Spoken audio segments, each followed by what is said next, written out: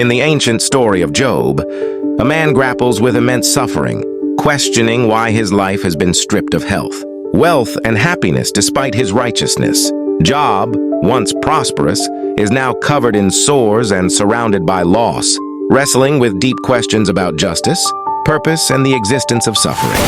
In his despair, he calls out to God for answers, wanting to understand why he, a blameless man, has been subjected to such unbearable trials. After a long silence, God finally responds.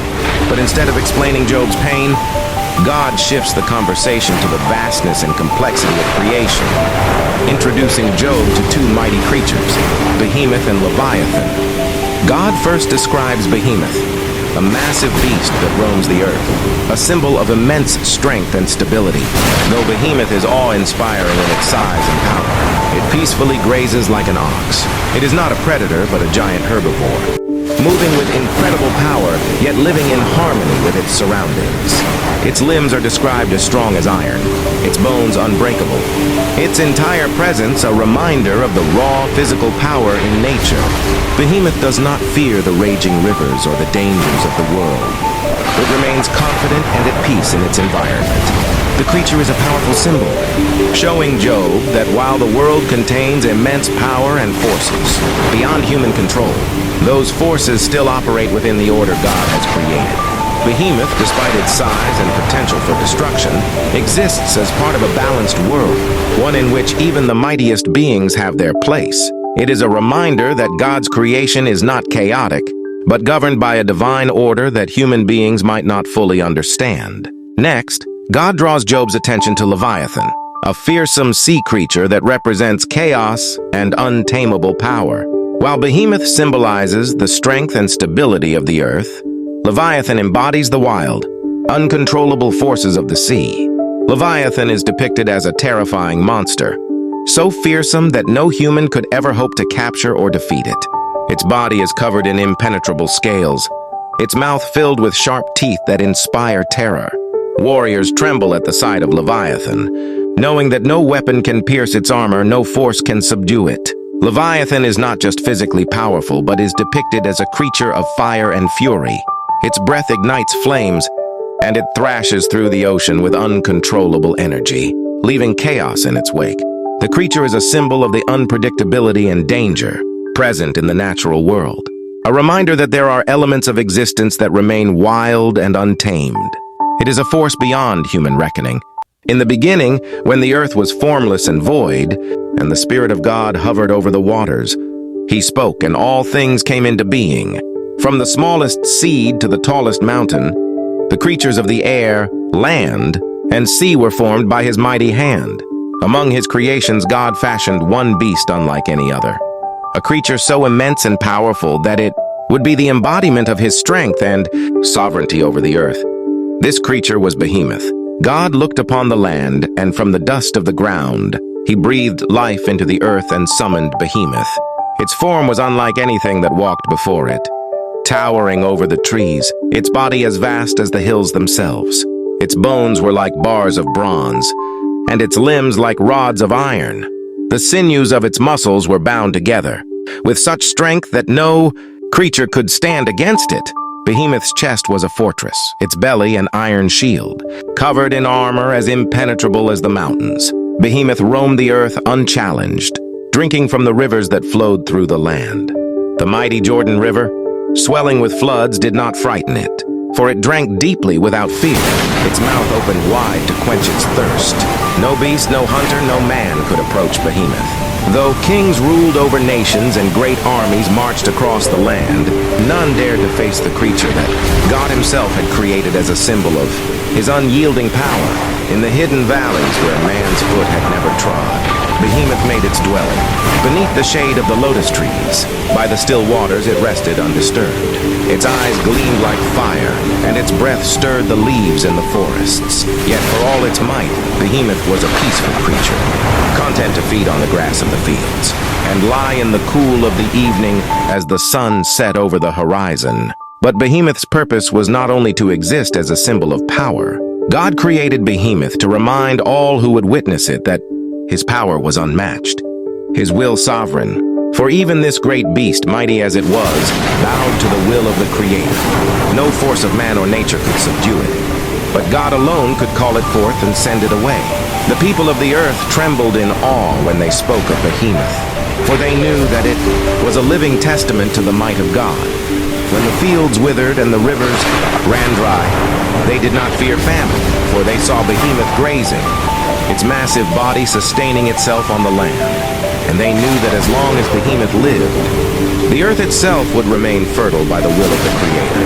Behemoth remained, a creature of great strength and quiet majesty, a living testimony to the fact that no matter how vast or powerful a creature may be, it is but a servant to the Creator of all things. The earth continued in its course, and Behemoth, the beast of the land, roamed as a silent witness to the greatness of God. From the swirling waters of the abyss, God called forth the elements, the weight of the oceans, the fury of the tempests, the fire hidden deep in the earth, and the impenetrable darkness of the deepest sea. These forces began to swirl and churn, forming a massive, writhing shape. "From the depths of my creation you shall rise," God proclaimed. "You shall be both beauty and terror, a creature like no other." As he spoke, the Leviathan took form. Its scales were as dark as the night, glistening with the sheen of the deepest ocean. Its eyes burned with the fire of the earth's molten core, and its breath was like a furnace, hot and furious. Spines as tall as mountains erupted from its back, and its coiled tail could shake the very foundations of the sea. With a single movement, the Leviathan caused the waters to quake, and the currents obeyed its every turn. Yet, for all its power, it remained under the dominion of its Creator. God looked upon the Leviathan with both admiration and awe. He had designed this creature not just as a symbol of chaos, but as a reminder of his own infinite might.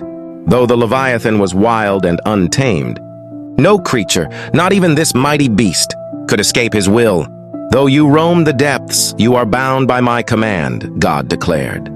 "Your strength will serve as a reminder to all creatures, from the smallest to the greatest, that I am sovereign over creation." The Leviathan roared, and the sound echoed through the oceans, a sound that sent ripples across the world, reminding the land and sea alike of the power it wielded. For eons, the Leviathan dwelled in the deep, stirring only when summoned by the will of the Almighty. It was said that when the seas boiled and the storms raged fiercest, it was the Leviathan moving through the deep, a shadow beneath the waves, feared by all who ventured too far into the unknown. But even as it remained a symbol of destruction, the Leviathan's purpose was also to reveal God's control over the forces of chaos. No matter how wild or untamable the beast, God's hand held the leash. And so the Leviathan remained in the depths, a creature of the ancient world, watching over the abyss, bound by its Creator, a living testament to the power of the one who brought all things into being. This mythological tale draws on the themes of chaos, control, and divine power.